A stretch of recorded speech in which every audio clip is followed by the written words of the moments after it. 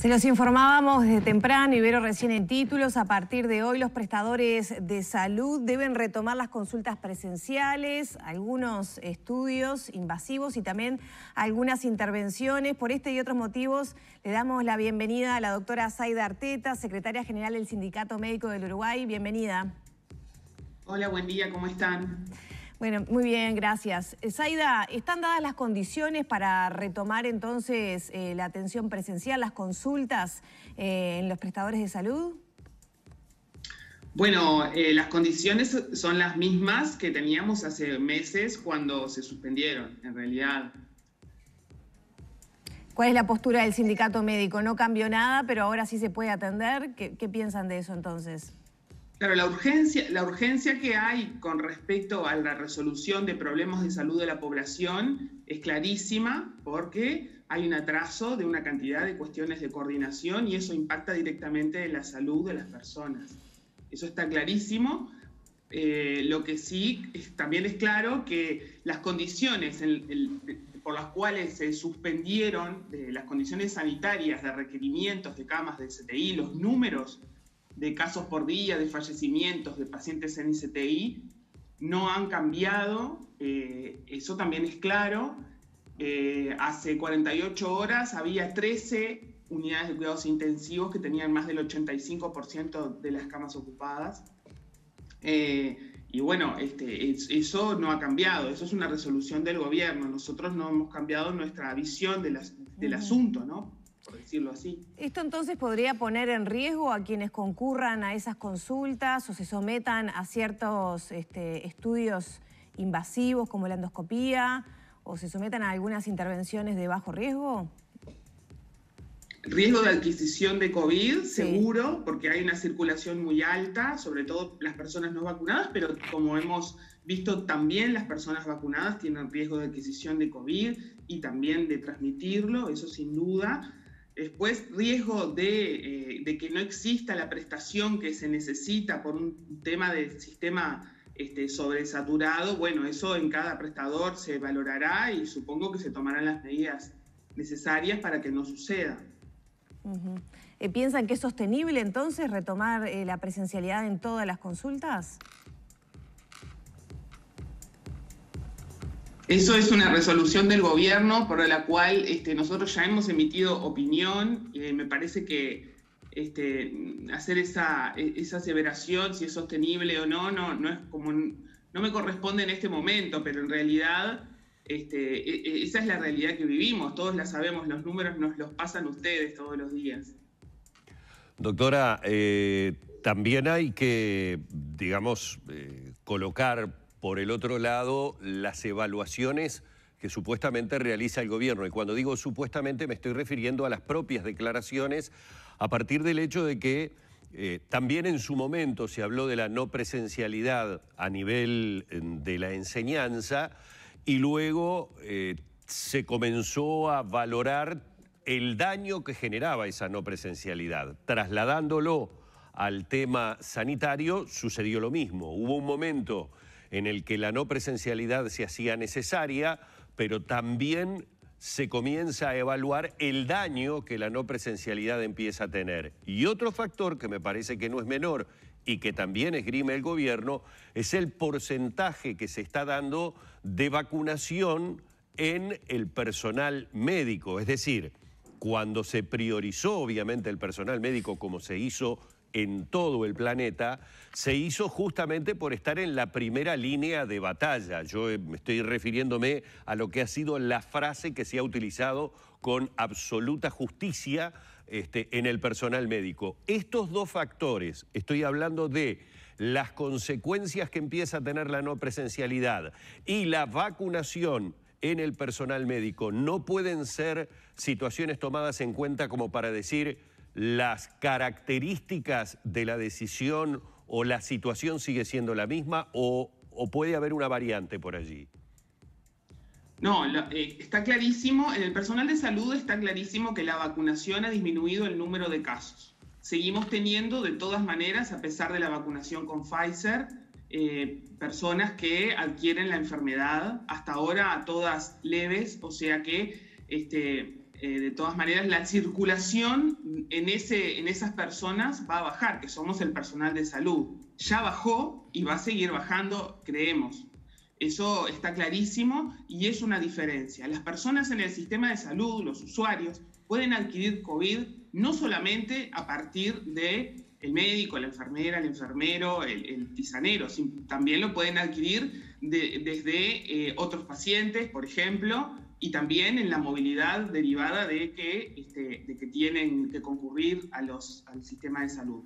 O sea que no es el personal de salud en general quien transmite a las personas que se van a atender en el sistema la enfermedad. Eso por un lado. Y sin duda es lo que decía, tener en cuenta el daño que provoca la no presencialidad o la imposibilidad de concurrir a los lugares a hacer estudios y procedimientos es obviamente un pilar en la toma de decisiones.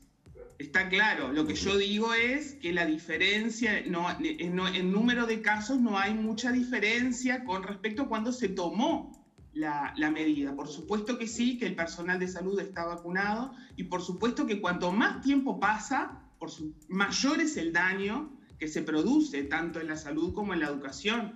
Eso está claro.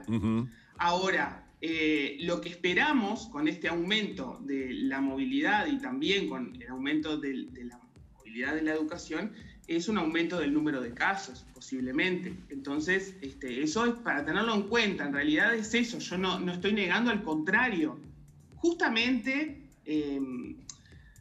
medidas más estrictas probablemente hubieran generado una bajada del número de casos que hubieran permitido retomar la presencialidad en otras condiciones. Estamos retomando la presencialidad en condiciones similares.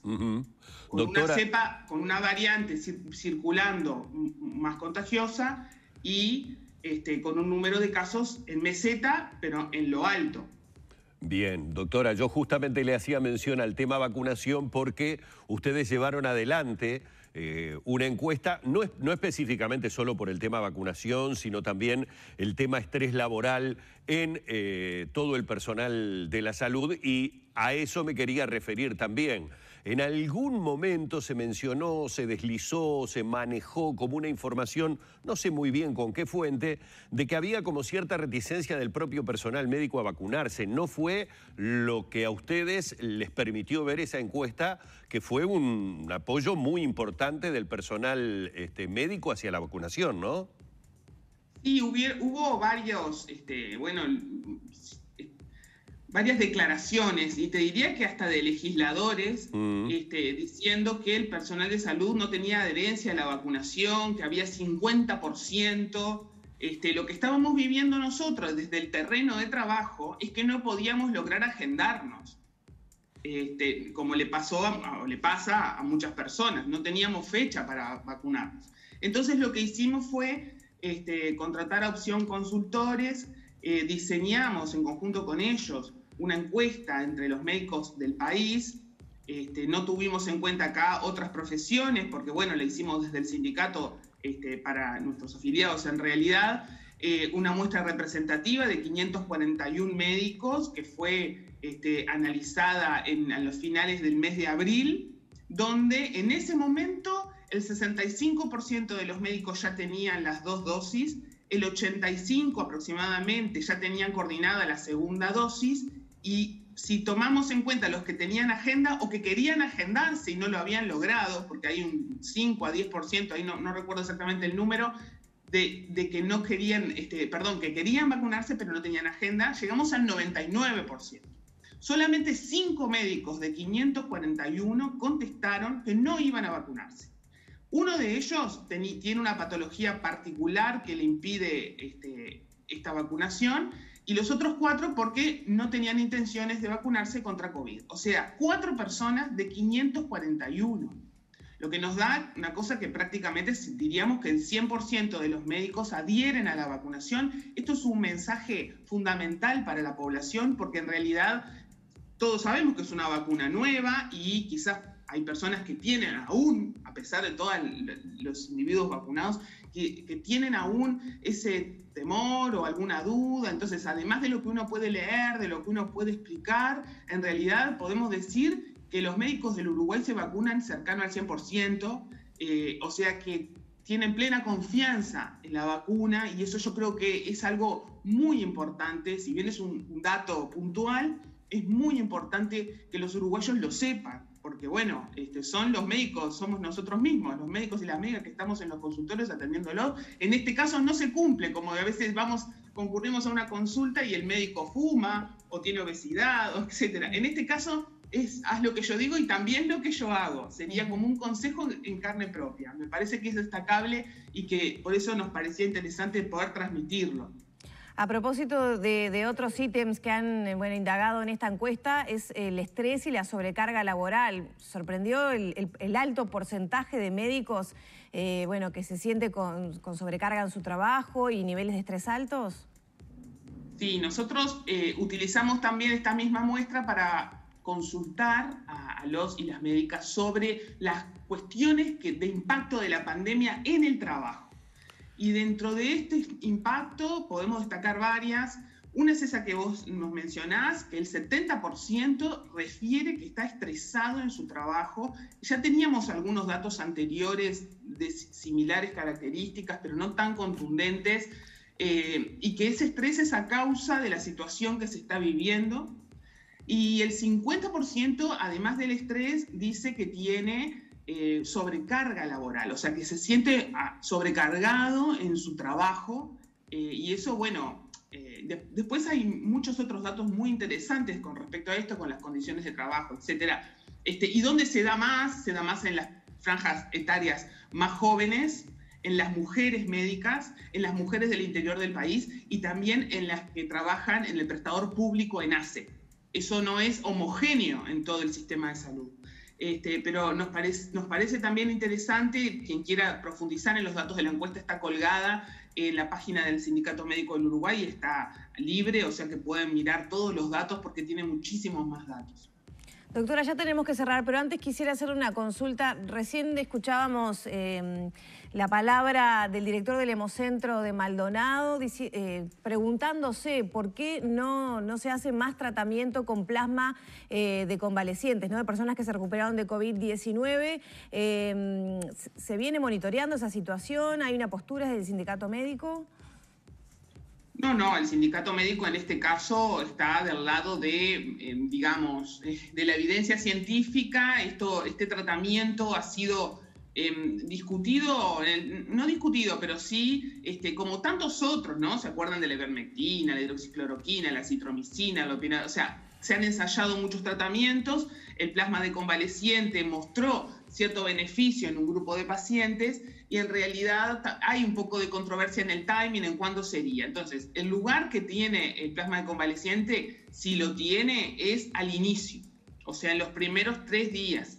Y el problema que tenemos es que en muchos prestadores está absolutamente sobrecargada la capacidad de los prestadores para la atención en domicilio, ya no de quienes podrían ser pasibles de plasma de convaleciente, en la atención a domicilio de personas que tienen necesidad de ser vistas en domicilio por gravedad, ¿no? Porque tienen síntomas. Entonces, lo que nosotros creemos que hay muchas causas. Una es que la contundencia del beneficio no es como en otros casos que ustedes conocen o como esto de la vacuna, ¿no? Una cosa grande. Eso es lo primero. Lo segundo es que la administración de plasma no es una pastilla, ¿no? Es una transfusión y como tal es un acto médico que necesita ser monitorizado, tener condiciones, no es algo que sea simple. Entonces, con esto que decimos de tanta exigencia del sistema, por ejemplo, la persona tiene que ser o trasladada a un centro de salud donde muchas veces, como sabemos, no hay lugar